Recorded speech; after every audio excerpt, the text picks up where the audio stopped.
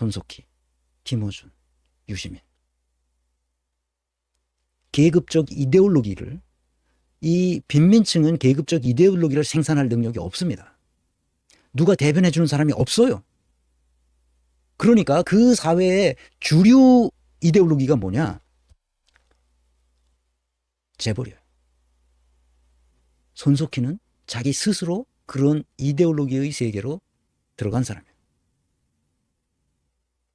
재벌의 손아귀 위에서 10년 이상 놀아먹은 거죠. 엄청난 대우를 받았을 거예요.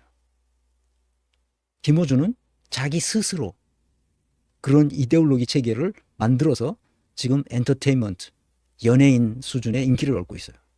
유시민도 비슷하죠. 유시민도 사실상 금수저예요. 그 옛날에 학교 선생님은 최상급의 지식인이었어요. 역사 교사였다는 거 아니야. 아버지가. 그 이데올로기에서 벗어나지 못하는 거예요. 그래서 나는 이 세 사람에게 우리 사회에서 언론인으로서 가장 신뢰하고 가장 인기 있는 사람들이잖아. 인지도가 가장 높고 이 사람들이 우리 사회에 미치는 영향력이 어마어마하죠. 그래서 내가 얘네들에게 하고 싶은 얘기가 있어요. 이제부터라도 사람 보는 안목을 길러서 다시는 이명박, 박근혜, 문재인, 윤석열 같은 인간의 고위 공직에는 훨씬 더 못하도록 하자. 얘들아. 그러기 위해서는 뉴스를 엔터테인먼트로만 생각하지 말고 뉴스를 통해서 인기를 끌으려는 생각, 연예인들처럼 텔레비전에 나오면 그 인기를 끌어야 되니까 그 연예인들 맨날 뭐라고 떠들잖아. 그 말 같지도 않은 얘기를 해가지고 사람들을 웃기고. 그래서 엔터테인먼트로 생각하지 말고 적어도 국가와 민족의 30년 대계를 생각하는 장기적 비전을 가져야 한다고 나는 생각해. 내가 얘네들한테 그 말을 해주고 싶은 거예요. 이런 장기적 비전, 30년 대계를 생각하는 큰 그림은 기득권층을 오고하는 이데올로기적 사고체계에서 벗어나야 해요.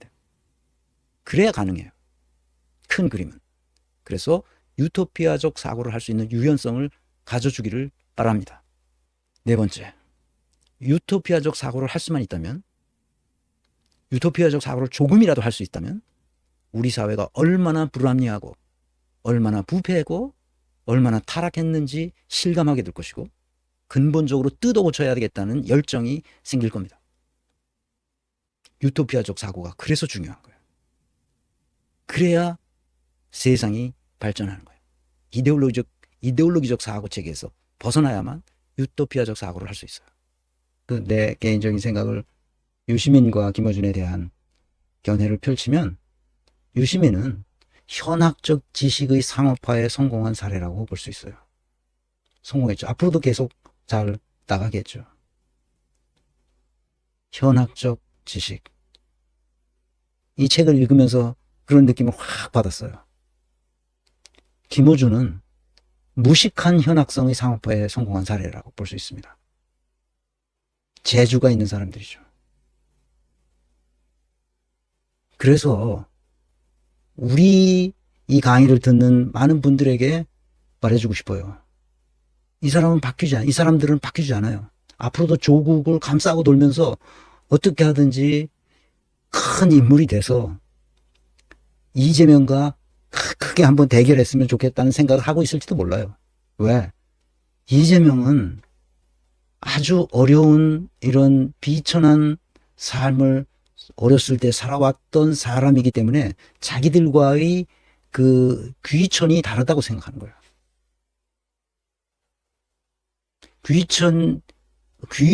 한 사람은 천민 출신이고 한 사람은 귀족 출신이라고 생각하는 거죠. 자기들은. 그래서 이재명을 싫어하는 거예요, 사람들이. 이유가 없어요. 그 무의식에서 나오는 거예요. 자기가 이유를 몰라. 의식적으로 그러지 않아. 근데 무의식에서 자기는 귀족 출신이고 자기는 뭐야. 둘 다 그래도 밥 세 끼 먹으면서 큰 사람들 아니야. 옛날에 학교 선생님이면 옛날에야 진짜 부잣집이지. 밥 세 끼를 안 굶었으니까. 그리고 공부 다 돈 줘서 부모 돈 줘서 공부시켜준 사람들 아니야. 그러니까 이재명의 삶을 이해할 수가 없어요. 그러니까 이재명을 겉으로는 안 그러는데 속으로는 무의식에서 무시할 수밖에 없어요. 어쩔 수 없어요. 이건. 그건 태생적으로 그래. 그래서 각자 이 강의를 듣는 사람들은 각자 독립된 자율적 주체로서 이 모든 사건과 현상에 대한 사유하는 힘을 기르는 것이 그렇게 중요해요. 생각하는 힘. 유심히 쓴 이 책에도 뭘 얘기하냐? 끝까지 강조하는 것은 윤석열의 사유하는 힘이 없다는 것. 김건희도 마찬가지고 사유하는 힘이 국힘당 사람들도 다 사유하는 힘이 없어서 적골이 됐고 나라가 이렇게 됐다는 거야. 나 동의해요.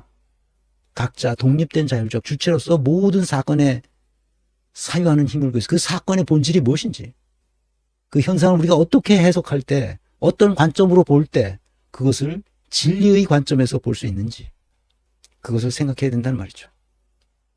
그런데 이들이 언제 그렇게 됐을 때만 우리가 사유하는 힘을 그러니까 학문적 소양을 조금 기르면 이들이 유시민과 김어준이 언제 삑사리를 내는지 알 수 있게 됩니다. 생각하는 힘이 있기 때문에 저 사람들이 말하는 게 진짜 그럴까? 하고 생각해 보면 돼요. 그러면 알 수 있죠. 그래서 중요한 것은 학문적 소양을 우리가 기르는 겁니다. 그렇지 않으면 사람 보는 눈을 기르는 방법이 학문적으로 쭉 내려왔어요. 지금까지. 길게는 100년, 짧게는 한 50년 내려왔어요. 그래서 제가 하도 답답해서 이 책을 쓴 거예요. 이 성취회증 모형이라는 책을. 답답해서 어떻게 사람들이 이렇게 사람을 볼 줄 모르지? 그래서 유시민과 김어준에게 내가 부탁하고 싶은 게 있어요. 물론 이 강의를 듣겠어요, 이 사람들이? 안 듣겠죠, 당연히. 그렇지만 여러분들이 좀 이게 들으라고 얘기 좀 해주시면 좋겠습니다. 건강한 민주주의 네트워크의 장기 목표가 바로 정경사교국을 민주화시키는 거예요. 그래서 높은 자리에 간 사람들을 다 그놈 정신으로 조질 수 있는 힘을 가져야 돼요. 누가? 우리 시민들이. 그래서 관존빈비가 아니라 민존관비 정신. 이 일꾼들, 우리가 뽑아놓은 이 일꾼들을 다 그놈이라고 말할 수 있는 그 정신을 우리가 가지고 있을 때만 정치가 민주화되고 경제, 사법, 교육, 국토가 다 민주화될 수 있다는 거예요. 그래서 유시민과 김어준에게 내가 부탁하고 싶은 말은 다른 게 없어요. 민주주의가 뭔지 이해하도록. 정치, 경제, 사법, 교육, 국토가 이런 식으로 내가 여기서 자세하게 설명 안 했지만 이전에 다 강의를 했던 거예요. 민주화되도록 그만하면 정말 유능한 사람들이 정치판에 와서 잘 국가를 운영할 수 있게 된다. 그 말을 하고 싶은 거예요. 그래서 본론은 다 했고 이제 부탁의 말씀은 내가 이 강의 시리즈를 하는 이유는 바로 이것 때문이에요. 이미 다 말했어요. 예수께서 이르시되 요한복음 14장 6절에 나오는 말이에요.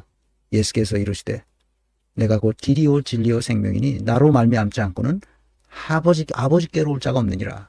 이런 성경 구절이 있잖아요. 우리가 어렸을 때 다 외우던 그 성경 구절이 있는데 이것을 통해서 우리가 정말 진리의 길로 가고 진리의 길 위에서 탈선하지 않도록 하는 삶을 우리가 같이 가자. 그런 얘기입니다.